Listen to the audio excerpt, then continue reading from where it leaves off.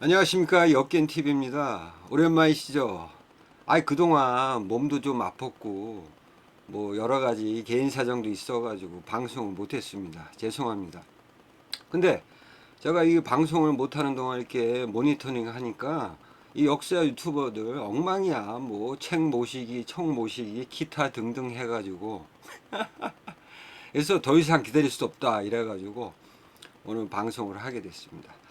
오늘 주제는요, 좀 생소한 건데 이겁니다. 이거 뭔지 아십니까? 이거 동복이라고 합니다. 동복. 그러니까 북방 유목 민족들이 이제 이동할 때 취사 도구로 사용했던 그런 물품이죠. 요게 북방 민족들이 사용했던.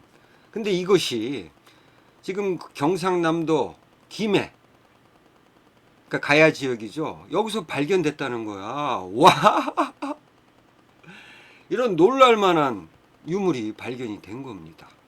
그래서 오늘 여기에 대해서 심도 있게 분석을 해드릴까 합니다.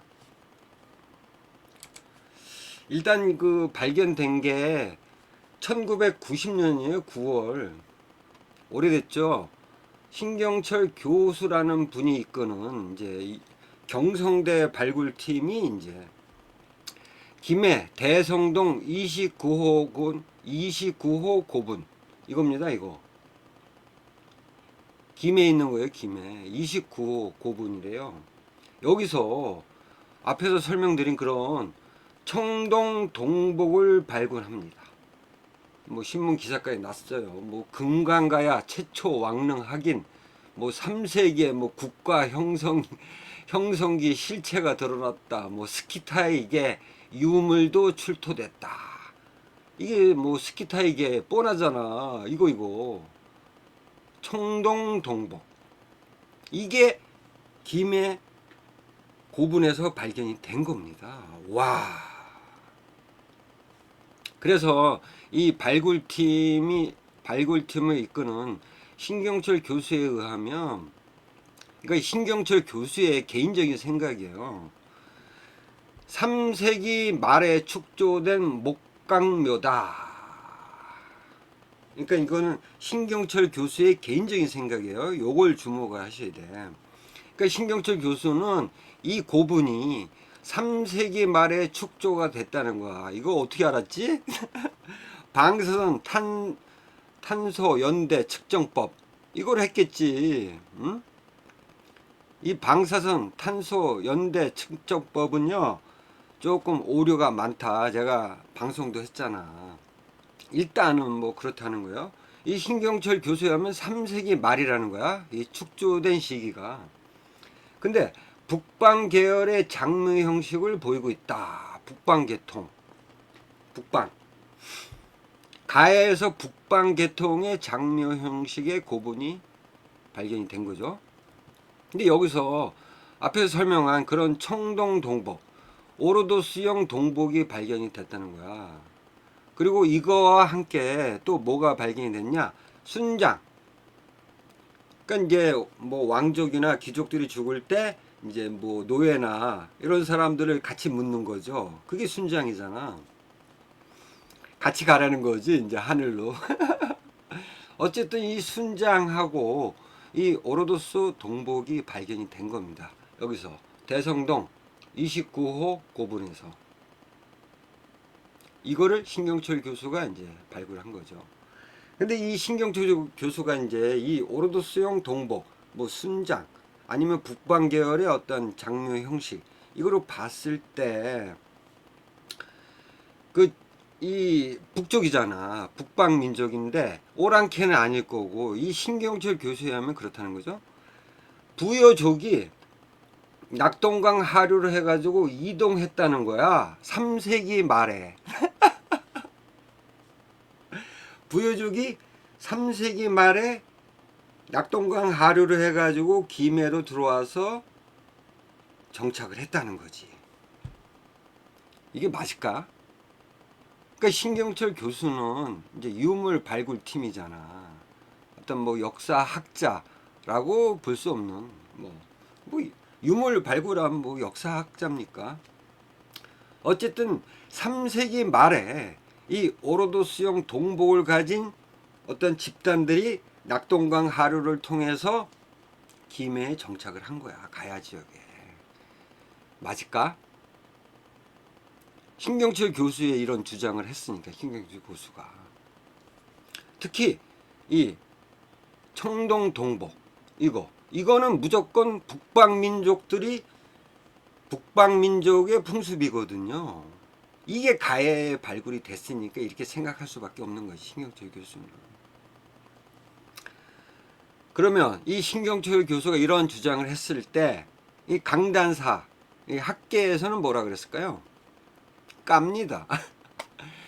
북방계 기마민족이 남하에서 한반도를 거쳐가지고 일본까지 도달했다는 쪽발이가 있었어요. 이런 주장을 했던 누구냐면 에가미 나미오 도쿄도 교수라는 사람이 이런 주장을 한 겁니다.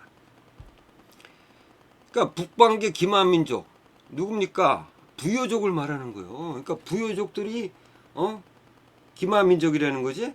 이 부여족들이 쭉 내려와서 일본까지 왔다는 거야. 그러니까 학계에서는 이 신경철 교수의 주장은 이 에가미 나미오 도쿄도 교수의 주장의 어떠한 아류다. 이거를 따른다. 이런 거죠. 이런 식으로 깝니다. 그러니까 말도 안 된다는 거예요. 부여족이 내려왔다는 게 말도 안 된다는 주장이죠. 이 학계, 강단사학은. 그러면서 이 청동 동복 요거의 편년을 3세기로 확증하는 것 자체가 불분명하다. 그렇죠. 어떻게 이거를 3세기에 청동 동복 이거를 가진 집단이 올 수 있느냐 이거죠. 부여계라고 단정할 수 없다는 거야, 학계에서는. 그렇지. 3세기도 이것도 불분명한 거고 부여족이 3세기에 내려왔다는 기록도 없으니까 학계에서는 이렇게 얘기할 수밖에 없는 겁니다. 그리고 이 대성동 고분, 출도 유물, 그러니까 가야 유물이죠. 이게 묘제가 경주에서도 발견된다는 점을 들어서 부여족이 3세기 말에 이동했다는 거 주장은 어불성설이다. 이렇게 이제 주장을 한 겁니다. 강단사.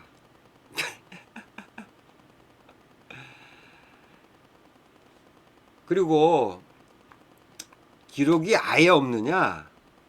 그렇지는 않습니다.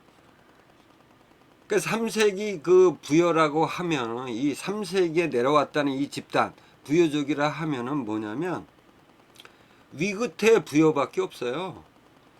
북사, 뭐 수서, 뭐 진서 이런 데 나오잖아. 위끝의 부여가.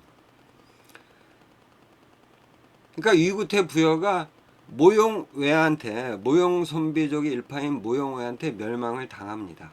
요때요, 3세기.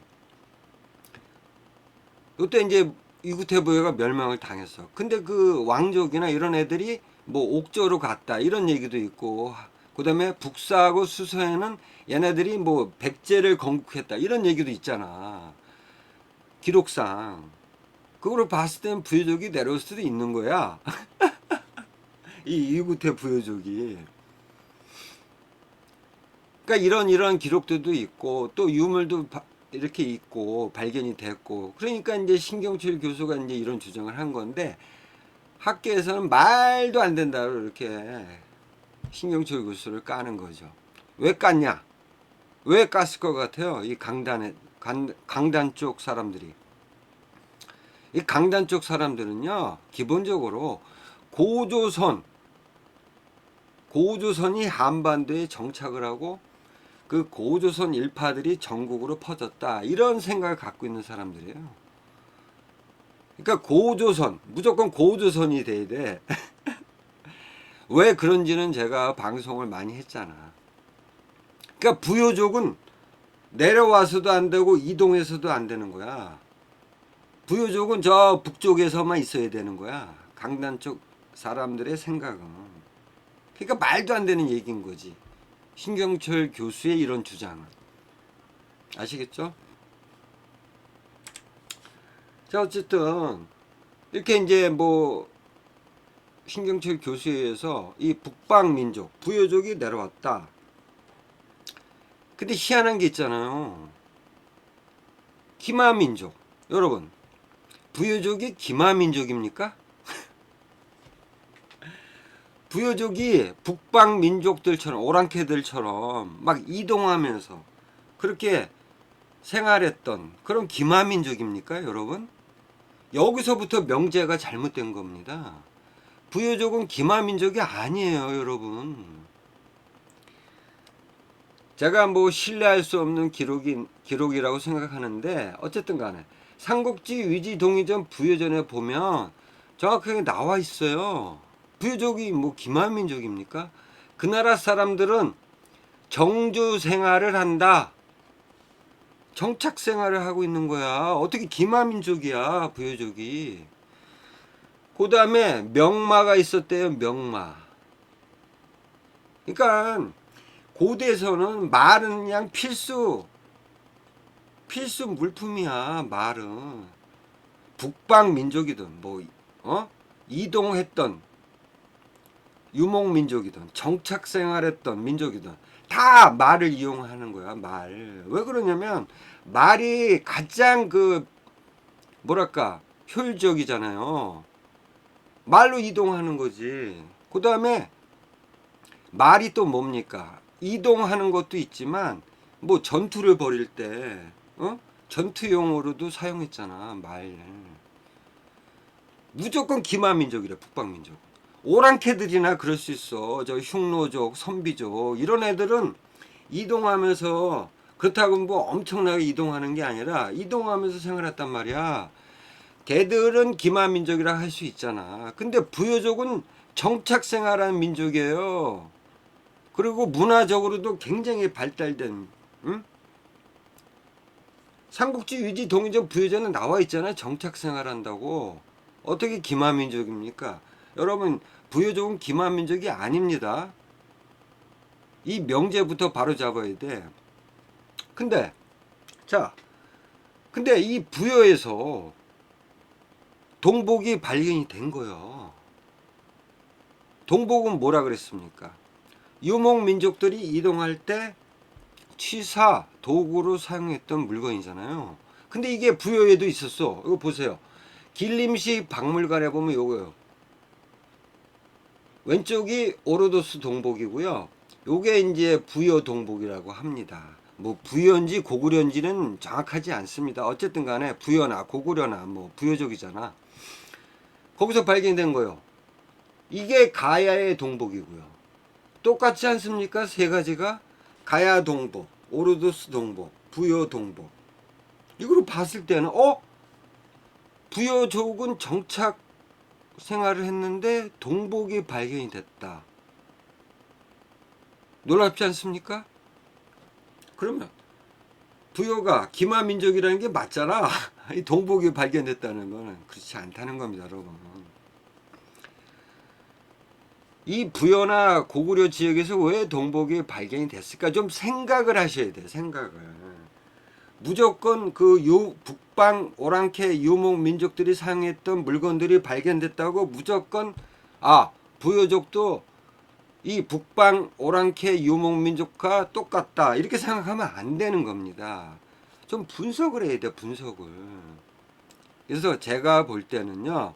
왜 이 부여나 고구려 지역에서 동복이 발견이 됐을까? 첫째는요. 그러니까 유목 민족들이 고구려하고 그러니까 부여나 고구려하고 가장 가까웠던 유목 민족이 누굽니까? 선비족이잖아. 선비족. 선비족들은 이런 동복을 사용했단 말이야. 응? 가장 가까운 거리에 있는 선비족들이 물론 기록에도 나옵니다. 이 선비족들이 부여나 고구려 지역으로 많이 유입이 됐다는 겁니다. 뭐 전투로 해서 붙잡아온 포로부터 망명한 사람들 이런 선비족들이 들어왔단 말이죠. 부여나 고구려 지역에. 기록을 보세요. 이 사람들이 들어왔기 때문에 풍습도 이 사람들이 들어오면서 같이 들어온 거야. 딸려서. 그럴 가능성이 첫 번째고요. 그 다음에 이 부여나 고구려도 말을 이용해서 이렇게 말이 있었잖아요. 명마가 있었대잖아요. 자, 그렇다면 이 부여나 고구려 지역이 뭐 협소합니까?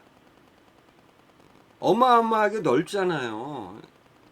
이동하려면 뭐를 사용해야 돼? 말을 사용해야 되잖아. 그러면 이동할 때 말을 사용해서 뭐 하루에 갈 수도 있지만 뭐 여러 날이 걸릴 수도 있고, 그럴 때 이 동복을 사용했을 수도 있다. 저는 그렇게 보고 있습니다. 그럴 수 있잖아요. 그리고 이 선비족들, 그러니까 이런 동복을 사용했던 선비족들이 많이 들어왔고, 그들을 보고 이거를 사용할 수도 있잖아. 그 다음에 이 사진을 보세요. 이게 이제 뭐 이런 부여의 동복이 있고, 이 사진에서처럼 이런 식으로 조금 좀 이상하죠? 요건 치사용이 아닌 것 같잖아요. 여러분 생각해 보세요. 그러니까 받침대가 있어요. 이건 치사용이 아닌 거야. 어? 그럼 이건 뭘까요? 근데 요게 주나라 밑에 있는 사진이요. 주나라 청동 용기입니다. 요것도 받침대가 있잖아요. 주나라에서 이 청동 용기 이런 거는 어디다 사용했을까요? 제사 아니면 장식용으로 사용했다는 겁니다. 그래서 이 주나라에서 사용했던 이 청동 용기랑 똑같잖아. 이 부여 동복이 요 받침대가 있는 동복을 말하는 겁니다. 그래서 부여에서도 이 동복을 장식용이나 제사용으로도 사용했을 수 있다. 저는 그렇게 보고 있습니다. 아시겠죠? 아니 뭐 치사용으로만 사용하냐고. 그렇지 않잖아. 그래서 부여나 고구려 지역에서 이게 청동 동복이 발견이 된 거예요. 아시겠죠? 자, 그리고 그러면 이 청동 동복이 뭐 부여족, 왜냐하면 선비족과 가까웠기 때문에 부여나 고구려에서 발견될 수는 있어. 근데 지금 가야는 어딥니까? 한반도 남쪽이잖아. 선비족들하고는 아무런 관련이 없는 지역, 저 멀리 한반도 남단에 있는 가야에서 이게 발견이 된 거야. 이게 어떻게 된 겁니까? 그러니까 앞서서 말한 신경철 교수는 이제 부여족들이 내려올 수도 있다. 3세기 말에. 물론 부여족들은, 저도 부여족들이 초기에 내려올 수 있다고 생각을 합니다. 왜 그러냐면 기록에도 있어요. 자, 삼국지 유지 동의전 부여전에 보면 부여에서는 순장이라는 풍습이 있었답니다. 순장. 이게 삼국사기에 따르면요, 신라에서도 순장이 있었다는 기록이 있어요. 서기 502년에 신라 지증왕 마립간 때, 지증왕 때요. 이때 순장을 금한다는 이제 기록이 나온다는 겁니다. 신라에서도 순장이 있었고 가야에서도 순장이 발견된 거 아닙니까? 그러니까 부여족들이 남하해서 이런 풍습들을 가진 부여족들이 남하했다는 증거라는 거죠. 이 순장의 풍습이라는 게. 그죠? 부여족들이 내려왔어. 근데 앞에서 말한 신경철 교수는 3세기 말에 부여족들이 내려왔다고 했지 않습니까? 그거는 아니라는 겁니다, 여러분. 부여족들은 3세기 말 내려올 수가 없어. 그러니까 3세기 이전에, 기원 전에 부여족들이 내려올 수는 있어요. 그것이 바로 순장이라는 풍습이에요. 아시겠죠, 여러분? 그래서 청동 동복을 가지고 내려왔던 이 집단은 부여족은 아니라는 겁니다, 여러분. 그럼 누굴까요? 이 청동 동복을 가지고 내려왔던 집단은 저는 선비족이라고 봅니다. 선비족. 그 증거가 될 만한 것을 말씀을 드릴게요. 4세기에요. 백제의 선비족이 있었다는 방송을 제가 했잖아요. 자, 보세요. 여기 이게 황해도인데요. 여기 보면 이제 안악 3호 고분이 있습니다. 여기에 이제 묵서명이라 그래서 이제 그 벽에 글자를 발견한 겁니다. 거기 어떤 내용이냐면 영하 13년 개축에 사지절 도독 제군사 평동장군 호무이 교위 낭랑상이며 창녀 현도 대방태수 도양후인 유주 요동군 평각현 도양 경상리의 동수, 요거를 주목하세요. 동수라는 사람의 무덤이 발견이 된 겁니다. 확실하지는 않지만 어쨌든 그러니까 이 동수가 누구냐? 기록이 있습니다. 동수. 서기 336년 모용왕이 모용인을 공격할 당시에 이때 모용인의 편에 섰던 동수 나옵니다. 물론 한자는 좀 틀린데 이 동수가 이 동수인지는 확실치 않지만 동수라고 하지 않습니까? 동수와 곽충이라는 선비족이 고구려로 도망갑니다. 망명을 한 거죠. 왜? 모용왕은 싫으니까. 모용인 편에 섰거든요. 이 동수하고 곽충이 고구려로 달아났습니다. 선비족입니다. 그 다음에 서기 338년에 후조하고 전년이 이제 전쟁을 벌일 때 후조하고 내통했던 봉추, 송왕 등이 또 고구려로 도망갑니다.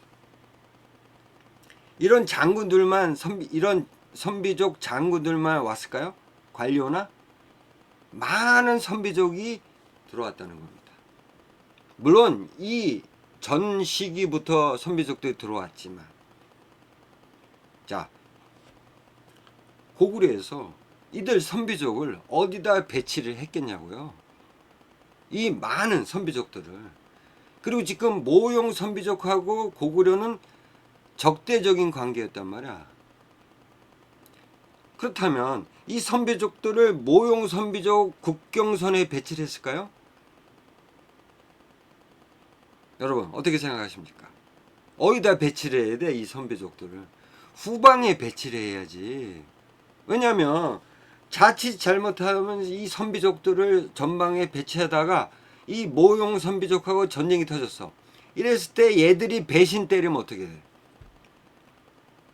그렇잖아요. 그러니까 이 망명한 이런 그 선비족들을 후방에 배치할 수밖에 없고, 그리고 황해도에서 발견된 이 선비족 동수라는 이 선비족이 황해도에 배치가 됐다는 겁니다. 그렇다는 건 고구려에서 이 선비족들을 후방 지역에 배치했다는 게 드러나는 겁니다. 그래서 제가 볼 땐 이쪽 황해도 이 평안도 지역에 고구려가 이 선비족들을 배치했다. 왜? 남쪽에 백제가 있었잖아요. 백제하고 계속 이제 충돌을 맺을 그런 시기가 됐단 말이죠. 고구려하고 백제가. 여기다가 배치를 했다고 봅니다. 아시겠죠? 이게 배치를 했는데, 고구려가 배치를 했는데, 왜 백제의 선비족이 있었을까? 그 기록이 나옵니다. 서기 369년 9월에 이제 고구려 왕, 고국 원왕이 이제 보병, 기병 2만 명을 이끌고 치양은요, 지금 황해도 지역이라고 생각이 돼요. 이 치양에 이제 와서 주둔을 했다는 겁니다. 그래서 그 당시 백제왕이 근초고왕입니다. 근초고왕이 태자인 근구수왕을 이제 보냅니다. 일단의 병사와 함께. 그래서 이 고구려 군을 이 근구수가, 태자인 근구수가 이제 공격해서 대승을 거둡니다. 이때 장수 막고해라는 사람이 등장을 한 겁니다. 막고해. 누가 봐도 막시잖아, 막시. 성씨가 있었는지 모르겠지만 어쨌든 막이라는 어떤 이런 이름을 갖고 있는 이 사람은 바로 선비족입니다. 선비족 장수가 있었다는 거예요, 백제. 이 기록만 봐도요. 자, 고구려가 후방에 배치한 선비족들이 어떻게 백제에 들어갔을까? 뻔한 겁니다. 자, 기록에 나와 있습니다. 그 증거가. 서기 348년 모형왕이 죽고 모용중이 왕이 됩니다. 이때 모용 선비족한테 한번 얻어맞았거든요. 고국원왕이. 그래서 자기 부인, 그 다음에 어머니를 뺏긴 적도 있고 환도성이 무너진 적도 있습니다. 그래서 모용황 때요. 그때가 모용황이 죽었고 그 아들인 모용준이 이제 왕이 됐으니까 좀 친하려고, 예? 그리고 이제 부인하고 어머니도 데려와야 되잖아. 그래서 사신을 보내서 그때입니다. 서기 349년 고국 원왕이 동의호군 송황, 그러니까 후조하고 내통했던 사람이잖아. 송황이 봉추랑 송황이 이제 고구려로 망명했잖아. 그 송황을 이 모용준한테 돌려보내줍니다. 왜 돌려보내줬겠어? 지금 인질이 잡혀있잖아. 그걸 데려오려면 뭔가를, 그 반대급부로 뭔가를 줘야 돼. 근데 망명했던 사람을 돌려보내준 거야. 와, 이거는 아니지 않습니까? 뭐 고구려 입장에서 뭐 그럴 수 있지. 왜냐하면 지금 인질을 데려와야 되기 때문에. 근데 이 선비족들, 망명한 선비족들은 청천벽력인 거야. 고구려가 보내준 거야. 어? 그 보내주면 죽잖아, 가서. 배신자들인데. 이때라고 생각합니다. 이때 선비족들이 동요를 했다고 봅니다. 고구려에 있었던 선비족들이. 왜? 이렇게 고구려가 망명한 사람을 모용 선비족한테 보내줬던 이 사실을 모르겠냐고. 그래서 이때 일부의 선비족들이 백제로 망명을 했다고 봅니다. 아시겠죠? 그 증거라는 겁니다. 이 막고해라는 사람. 그리고 김해에서요. 그러니까 신경철 교수가 발굴한 그 29호 고분 대성동에서 그 이후에 또 다시 발굴을 합니다. 근데 이번에 어떤 유물이 나왔냐면 선비족 유물이 발견이 된 겁니다. 이 기사예요. 4세기 동북지방 선비족 유물이 출토가 됐다. 근데 이 선비족 유물이 왜 출토가 됐냐? 중국 이주민이 가야 문화 성립에 주도적인 역할을 했다. 이런 엉뚱한 얘기를 한 거야 또. 무조건 짱깨. 학계는 무조건 짱깨야. 강단사학들은 짱깨들이 내려왔다는 거지. 있을 수 없는 일이야. 제가 많은 방송을 통해서 얘기를 했잖아요. 중국 놈들은 들어올 수가 없었어요. 당나라 시기, 그러니까 양나라 시기, 당나라 시기, 이때 들어온 거야. 무슨 중국 놈들이 한반도에 어떻게 들어오냐고. 말도 안 되는 얘기죠. 어쨌든 이때 김해 가야 고분에서 북방 선비족 유물이 발견이 된 거야. 이겁니다, 여러분. 가야 고분에서 선비족 유물이 발견된 겁니다. 이게 증거를 한다는 거야. 선비족. 자, 그러면 이 선비족, 청동 동복을 풍습으로 갖고 있었던 이 선비족들이 가야 지역에 내려왔다는 겁니다. 어떻게 내려왔을까요? 가야 지역까지. 제가 앞서 설명을 드렸잖아요. 백제의 선비족들이 유입이 됐다.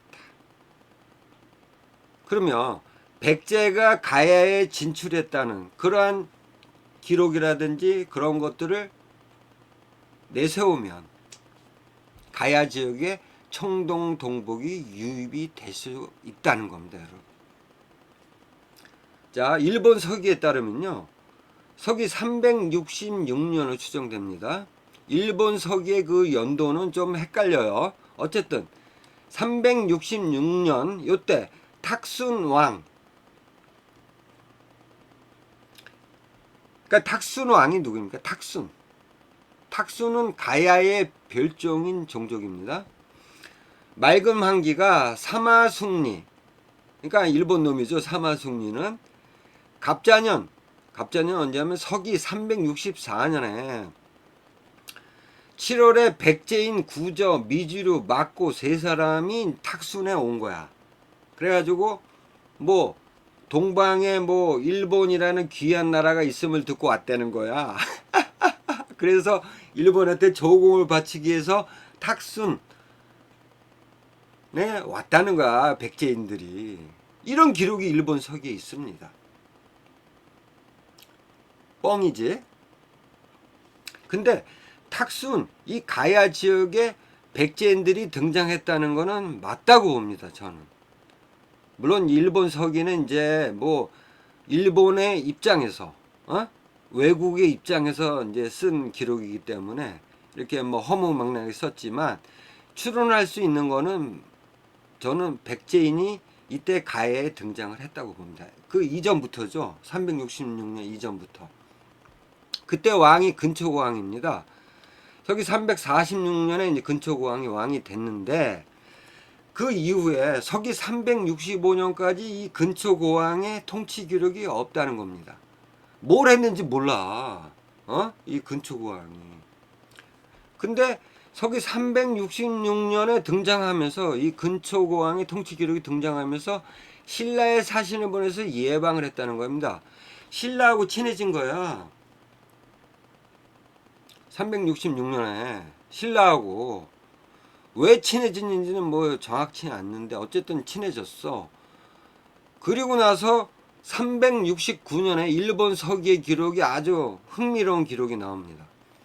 신공황후 49년, 서기 369년 정도로 추정이 됩니다. 이때 신라가 오랫동안 조공을 바치지 않았대, 외국한테. 그래가지고 일본의 여왕 신공황후가 이제 신라를 공격하러 왔다는 거야. 백제 사람이 구조 등을 향도로 삼았대. 백제가 속국이 됐네. 그래서 신라를 공격하고자 이제 탁순에 이르렀다는 거야. 탁순. 가야 지역 탁순에 왔다는 거야. 좀 이상해? 아니 신라를 공격하려면 신라 지역 인근에 가야 되는데. 뭐 어쨌든 간에. 그래서 백제 왕이 이 당시 왕이 누굽니까? 근초고왕이잖아. 근초고왕이 목나 근자하고 사사노계 등의 명에서 군사 수천 명을 보내줬다는 거야. 그러니까 연합군을 이제 결성을 한 거지, 외국 군대하고. 그래서 신라를 공격해가지고 격파를 했답니다. 자, 신라를 공격해서 격파를 했어. 그러면 신라 지역을 이제 귀속을 시켜야 되잖아. 응? 수천 명에, 그 거의 만 명은 넘을 거 아니야. 외국 군대까지 합쳐서. 그러면 이제 신라 지역을 복속했다는 기록이 나오잖아. 근데 희한한 기록이 나옵니다. 비자발, 남가라, 탁국, 안나, 다라, 탁순, 가라, 칠국 사람들을 평정했다? 이거 뭐야? 이 종족들은 누굽니까? 가야의 별종인 종족들이야. 이 칠국이라는 거는. 가야를 공격한 거야. 아니 신라를 격파를 했다는데 가야 지역을 평정을 했대. 아, 이게 말도 안 되는 기록인 거죠. 예? 그러니까 이거는 일본 서기의 기록이고 여기서 유추할 수 있는 거는 백제입니다. 백제. 백제 근초 고왕이 가야의 일부 지역을 장악을 했다는 겁니다. 이때. 그거를 말하는 겁니다. 여러분. 아시겠죠? 그러니까 이때 근초 고왕 시기에 선비족이 있었다는 기록도 있고, 그러니까 서기 369년도에 이제 막고해라는 사람이 나오잖아요. 이때 백제가 가야 지역에 진출을 한 겁니다. 자, 그러면 이 진출할 때, 그러니까 선비족이 이제 고구려하고 전투에서도 참여했지만 이 가야 지역에 진출할 때도 저는 선비족이 참여를 했다고 보는 겁니다. 그렇기 때문에 이때 이 탁순이 어딨냐면 지도에 보면 제가 볼 땐 지금의 진주 이쪽 지역이라고 봅니다. 그러니까 김해가 여기잖아요. 금강가야. 이때 백제의 영향력이 가야에 이렇게 널리 영향력을 행사를 했다고 봅니다. 그렇기 때문에 이 백제의 어떤 그런 문화와 풍습이 일본 쿠슈에 많이 나타나고 있잖아요, 여러분.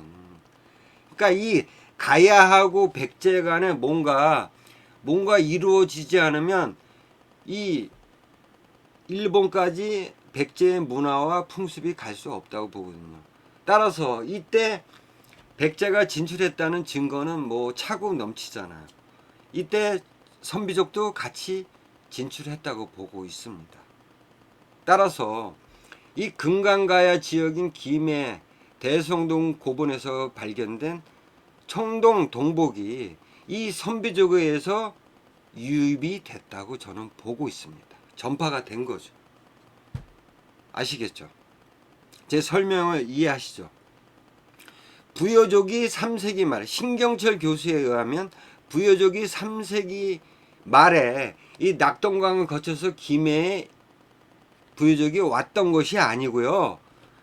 백제에 유입이 됐던 선비족이 백제가 가야에 진출하면서 같이 유입이 됐다고 보는 겁니다. 이게 맞는 겁니다, 여러분.